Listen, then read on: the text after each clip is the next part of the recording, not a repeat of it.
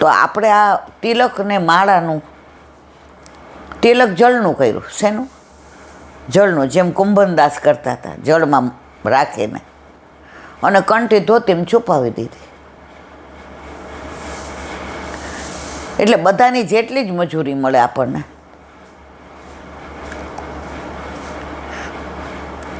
તો જાય એટલે એ જે બધા મજૂરિયા હોય ને એમ જ કરે. એકવાર ભૂલી ગયા તો ઓલાને ખબર પડી ગઈ, બીજે દી ત્યાં જવાનું બંધ કરી દીધું કે બીજે જાશો. તો જે ખરેખર વૈષ્ણવ હોય ને એ વૈષ્ણવતા વેચે નહીં ક્યારેય. અને વૈષ્ણવતા વેચે એને વૈષ્ણવ ન કહેવાય. ભગવદ્ગીતા તો એવું કહે કે આપણે ઠાકોરજી માટે કાંઈ લેવું હોય ને એમાં ભાવ નહીં કરાવવાનો, આપણો ભાવ વયો જાય. તો બીજા વૈષ્ણવ એની સામે દલીલ કરે તો આપણને છેતરે તો છેતરાવાનું. ઠાકોરજીમાં એક વાર છેતરાય તો જુઓ અમારા વાલા, રૂપિયો 2 રૂપિયા વધુ લઈ જશે ને. પણ તમે ઓલો તરબૂચ ઓલાને ખરબૂચાને યાદ કરવાનું, ગુલાબને યાદ કરવાનું કે લાખ રૂપિયામાં ગુલાબ લીધું એ જમાનામાં કે મેં છેતરાયો નહીં. ઠાકોરજીને આમ મસ્તક નમી ગયું. ગુસાઈજી કે મારા વાલા, એ કે આપના સેવકે આ ગુલાબ ધરાવ્યું છે. આ પુષ્ટિ માર્ગ છે. એકવાર ગુસાઈજી પરદેશ કરવા ગયા તો શ્યામ વસ્ત્ર જોયું, સુંદર સરસ કોમળ. તો ઠાકોરજી યાદ આવ્યા શ્રીજી બાવા. હા, તો મારા પ્રભુને શ્યામ કંચુકી સુંદર લાગે, ભાવ ન કર્યો, લઈ લીધી.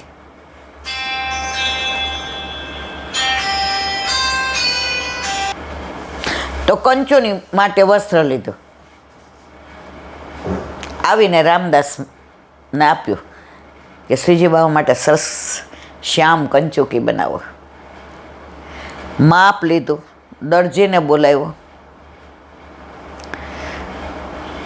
હવે કાયમી માપ હતું એ આપ્યું.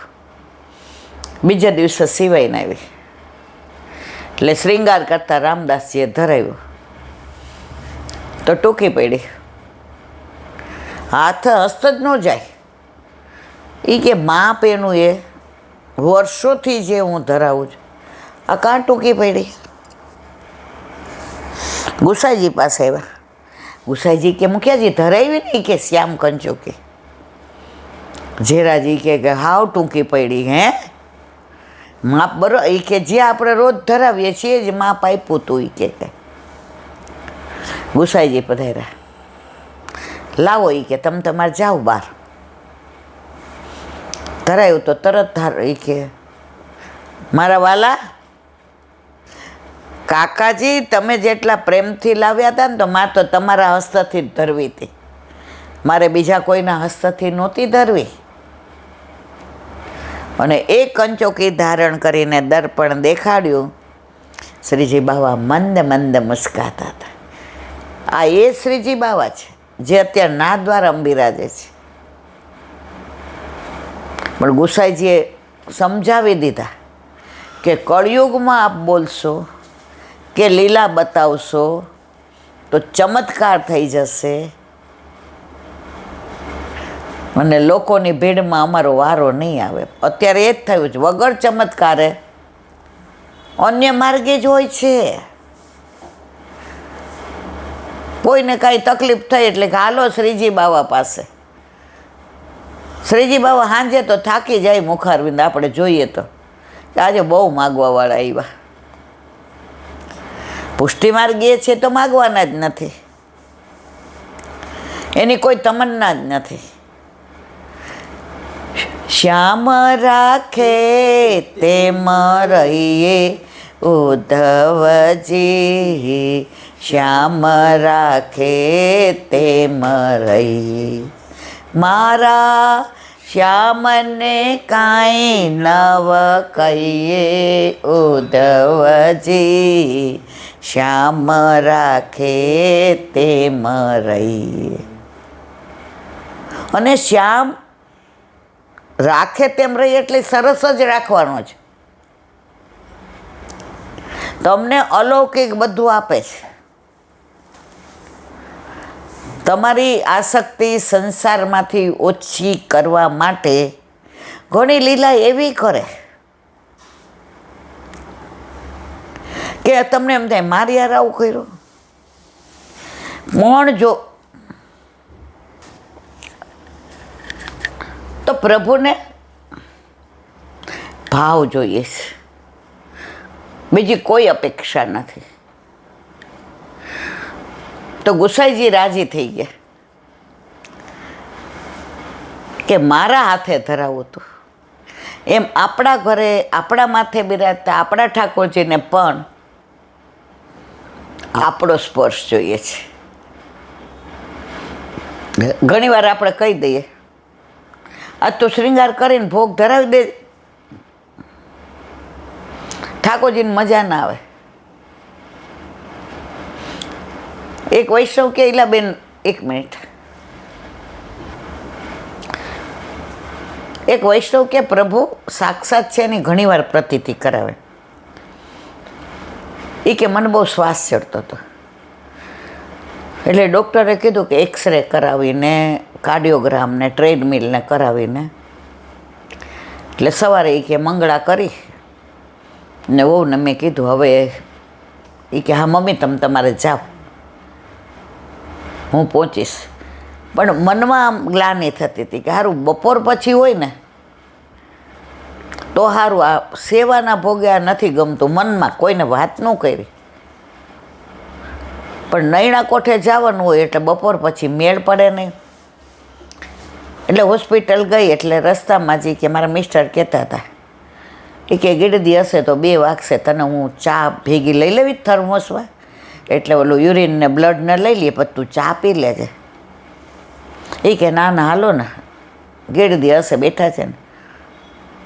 ગયા તો પહેલો જ વારો એમનો આવી ગયો. 7:30 ગયા હતા, 8:30 પોણા 9 તો પાછા આવી ગયા. આવીને સીધા નાઈને ઠાકોરજી પાસે આવ્યા. વહુને પૂછ્યું શું સમય છે? એ કે શ્રૃંગાર કર્યો છે, તુલસીજી બહારથી લઈને રાજભોગ ધરવાનો છે. રાજી થઈ ગયા કે આજે સમર્પણ વિના ન રહી. જો તમારો આવો ભાવ છે ને તો ઠાકોરજી તમારી રાહ જુએ જ છે. પણ તમે મનમાં નક્કી કર્યો કાંઈ વાંધો નહીં, હવે ભાઈ દેહ સારો હશે તો ધર્મ રહેશે, તમે ટેક ઇટ ઇઝી લ્યો, તો ઠાકોરજી કે હજી આને એવો તાપ નથી. તો કે ઈલાબેન સમર્પણ કરવા મળ્યું, રાજભોગ આરોગ્યા, કીર્તન ગવાયા અને વોવે આવી તો તરત ચા બનાવી દીધી, નાહી લીધી. એટલે કે મેં હું કીધું બધું પછી કરીશ, પહેલાં આપણે રાજભોગ ધરી દઈએ, ઠાકોરજીને અવેર ન થાય. અને અનોસર મારા હાથે કર્યા ને તો મેં કીધું મારા વાલા મને ખબર હતી હું પોઢાડું ને ત્યારે રૂચી સેજે બનાવી, ભલે મને આવડે કે ન આવડે, એ કીર્તન ગાવ એટલે તમારે રાહ જોતા હતા ને મારા વાલા. જો સાક્ષાત છે તો અનુભવ કરાવે છે. પણ આપણે એમ માનીએ મૂર્તિ છે, હવે તું તાર પોઢાડ દેજે, હવે જાતા જતા હજી મંગળ ભોગ આવ્યો ત્યાં પોઢાડ દેજે. ઠાકોરજી કે આવા શુષ્ક વાતાવરણમાં જલ્દી વ્રજમાં વયું જવું સારું. પછી એની વ્યવસ્થા કરી જ લે છે. અને જો તમારો ભાવ સાચો છે તમારી રાહ જોવે છે, એમાં કોઈ શંકાને સ્થાન નથી. વિશ્વાસ તમારો દ્રઢ હોવો જોઈએ. તમે એક ડગલું હાલો ને ઠાકોરજી બાકીના બધાય. ઓલો એક વૈષ્ણવ હતો, એને ઠાકોરજીમાં અતૂટ શ્રદ્ધા, એટલે જ્યાં જાય ને કે હાલો મારા વાલા, મારા વિના નહીં ગમે. એમ ન કે મને તમારા વિના નહીં ગમે, મને ખબર તમને મારા વિના નહીં ગમે.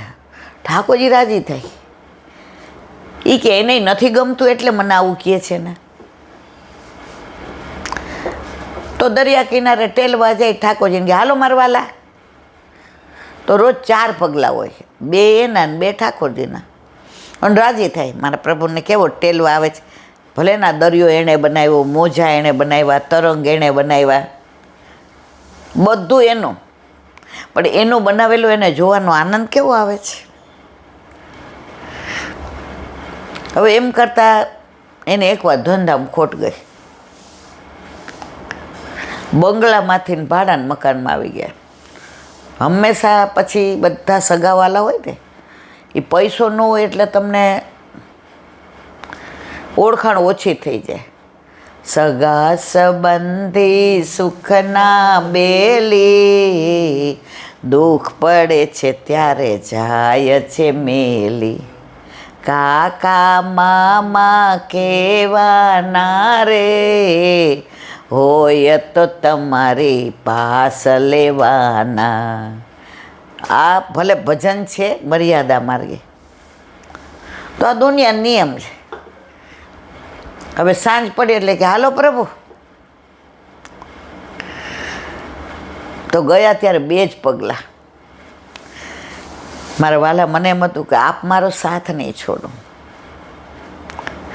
દુનિયા રૂઠે તો ભલે રૂઠે, પણ તું ના રૂઠીશ મારા નાથ રે, આવેલ આશા ભર્યા.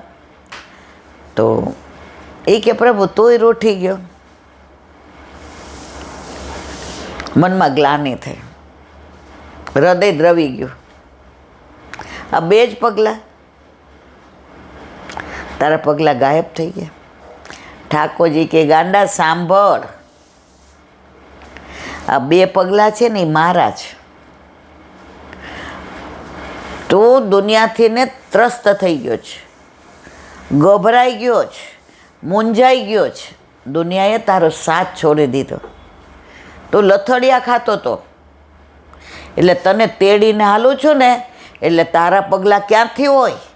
મારા જ છે, કારણ કે મેં તને તેડ્યો છે. ભલે આ રૂપક છે,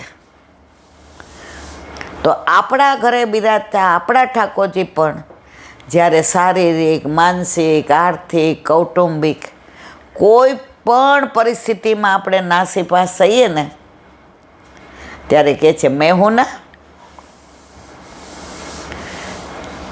તારે જરાય ચિંતા કર, પણ એવો વિશ્વાસ હોવો જોઈએ. ચિત્ત તું સિદ્ધને ચિંતા કરે, કૃષ્ણને કરવું હોય તે કરે. કૃષ્ણ કોઈ દિવસ આપણા અહિતનું કરશે જ નહીં.